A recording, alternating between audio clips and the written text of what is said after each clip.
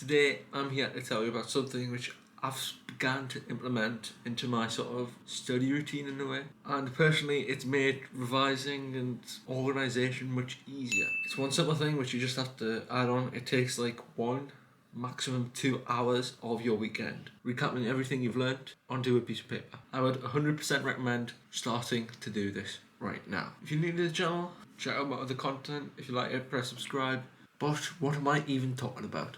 So, in one full week, you learn quite a lot, in my opinion. Whether you're doing GCSE, A-levels, whether you're in college, you still learn quite a lot. Basically, what I'm talking about is doing a weekly review. Basically, what have you done in the past week? I think it's kind of obvious, just review it. Just doing simple stuff, which makes it easier to revise in the future. It's sort of rewinding what you've learned and relearning, recapping it. The question is, why do it? Instant benefit. If you've got folders and stuff, instead of having one thick folder or many folders, you just have one folder and you can probably keep all of your lessons into one folder. It only takes a little time of your weekend as well. I'm going to show you an example of what I've just done this weekend, 2 of my subjects, and I'll show you how long that took me. And you've probably heard about the forgetting curve, the Ebbinghaus forgetting curve. Basically, it sort of describes in a way that if you revise frequently, it will stay in your brain for longer. It's sort of like a memory reset. Like, you just revised it in school, okay?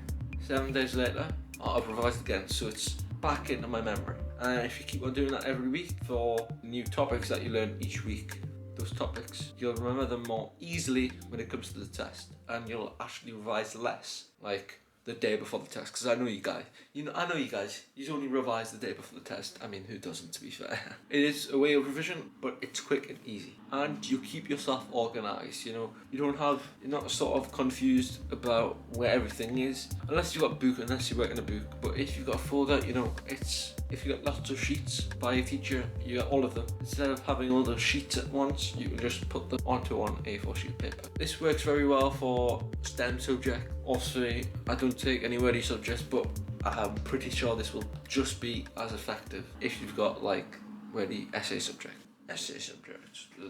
Now, the hardest part is obviously the first part. The hardest thing to do is to grab the work, put it on the table, open it up. It will be a struggle to get the work.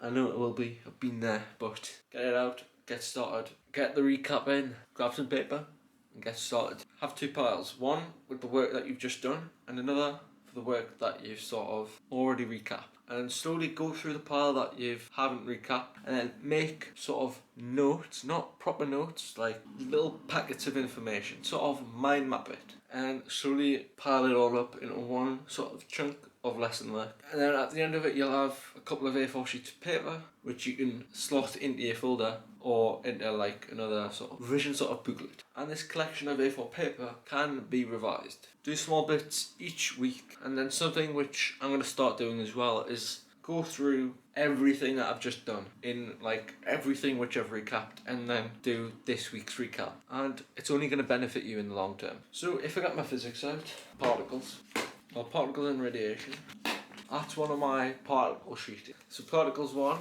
and I've just sort of mind mapped all the key concepts on one A4 sheet of paper, and in total for particles and radiation I have 6 sides of paper all on the 3 sheets. And to compare that with my actual lesson work, this is like tiny compared to my lesson work. And when it comes to recapping stuff, obviously I start maybe underlining keywords. If you want to go a step further than this, I would probably recommend adding colour, but that takes up time and I already do something which I've got colour in. This is just, I recap all my lesson work. If I ever need it in a lesson, I've got it in my folder.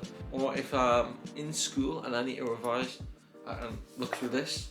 This sort of gives me a quick recap of everything which I've learned. And then when it comes to revise, it's much easier because I've sort of had a sort of fresh taste of the subject, of the topic, and I've already got an idea. Okay, right, I'm going to start revising properly now. Oh yeah, this makes more sense because I've just recapped it. Now, I did it this weekend with maths and physics, so 2 subjects, and for this I've covered 2 weeks of content.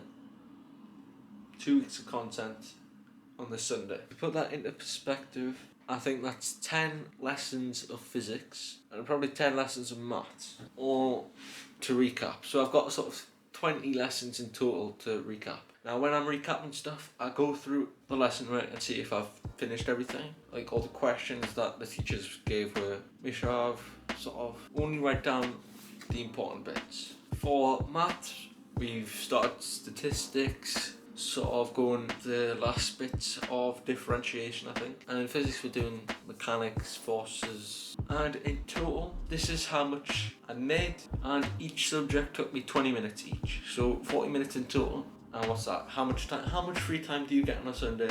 Even on a Saturday, it takes little time compared to how much free time you probably get. And this can only benefit you. I'm being honest, try it out yourself. Try it out for a couple of weeks, and then when you get a text next time, go through the sheets that you've made, start revising, and see what benefit it makes in terms of study and organisation. Well, that's enough from me today. If you enjoyed the video, leave a like down below, consider subscribing, and I'll see you guys next time. Bye bye.